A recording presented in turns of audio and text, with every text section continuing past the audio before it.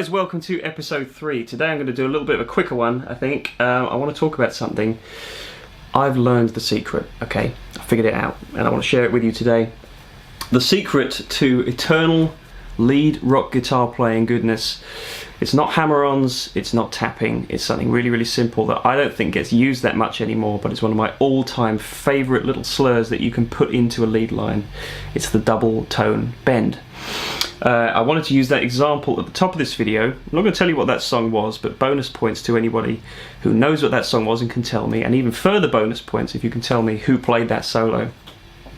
But it's just a really, really great example of 70s and 80s classic rock lead guitar that I think works so well. It's so timeless and it's so raunchy and powerful, and to me it does more than any amount of sort of tapping and wild technique ever could. It's just laying into a mega two-tone bend, and sometimes the sloppier it is the better.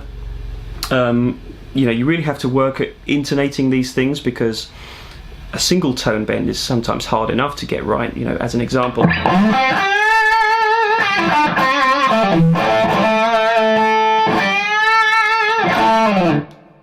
you can get that sounding good, but to go even further to a two-tone bend, and what I mean by that for anyone who's unsure is you're doubling that interval. So if you're going from a minor third, you're going up to a fifth.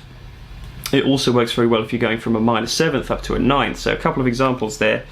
Let me show you the first one I talked about, the third to the fifth.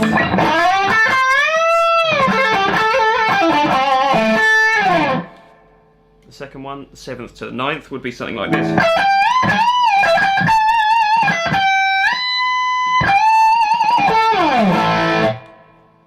It just works really well, and if you really lay into it and you pace yourself on how you reach up to that higher bend, you know, you can either go very quickly as I showed you at the start, or if you take your time with it,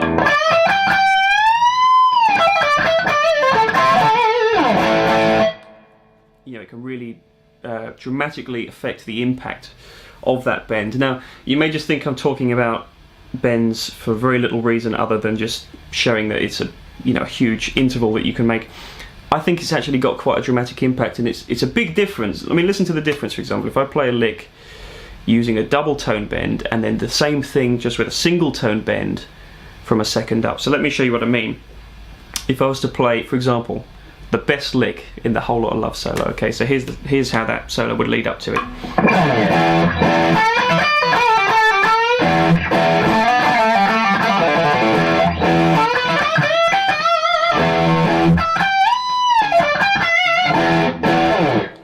Now, if Jimmy Page had played it like this, that's different too. You risk being a little bit out of tune, you risk overbending it, sometimes you risk underbending it, and I think that's the magic of that extended bend. So you kind of got to get used to your hand feeling that kind of bend. You know, it's not always easy on every guitar. Very much depends on how you've got your guitar set up. I'm playing my music now today because I've got this guitar set up with 9 to 46 gauge strings, so it really helps with getting those higher bends and trying to intonate them a little bit better. If you're using heavier strings, you may find that you obviously have to work harder for it. It doesn't have the same kind of elasticity in the tone, I think. It really helps. You hear it in a lot of the tones of those 70s and 80s lead guitar players that were doing that. They were using lighter strings, and that's what enabled them to do that. I guess Clapton is another big proponent of that kind of the overbend. You got the what's the key for Strange Brew, that classic solo. So you go.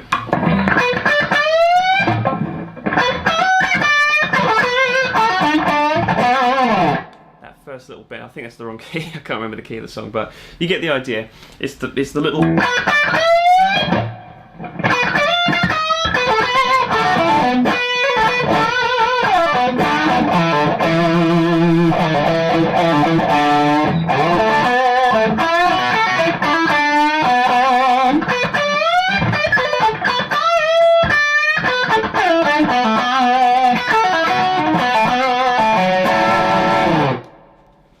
So a couple of examples there of where people would famously use that kind of thing.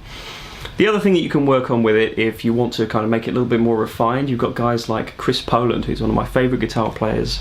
Not a lot of people have heard of Chris, and I will refer to him in future videos, I'm sure, because he's such an amazing guitar player. He was in the band Megadeth for a while, and he's since gone on to be quite a legendary jazz fusion player.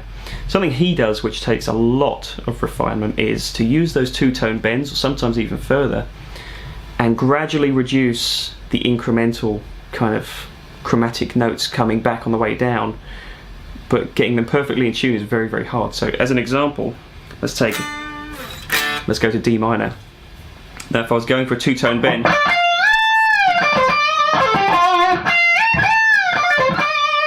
mean, that's hard enough to get in tune by itself.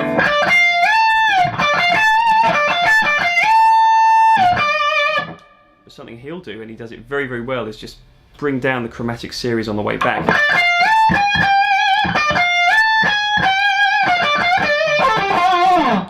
And it's such an awesome sound, especially if you get that flat fifth just right. Yeah, I'm overbending there.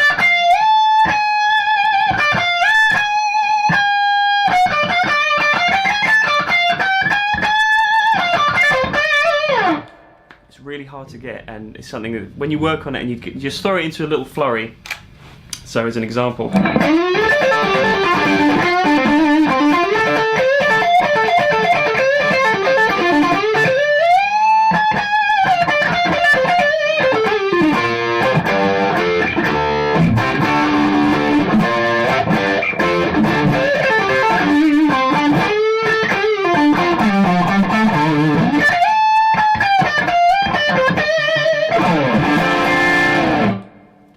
you can tell I haven't mastered it, but it's something I always love, and it's such a powerful little tool. It's very easy to overdo it, so you know, take this with a pinch of salt, but throw in some double tone bends. I think they're really underused these days. Some of the best guitar solos of all time have been built on those kind of a foundation, and it's just a very vocal kind of thing that it's totally different to, as I said with that Jimmy Page example, it's totally different to just doing a single tone bend. That's the easy way.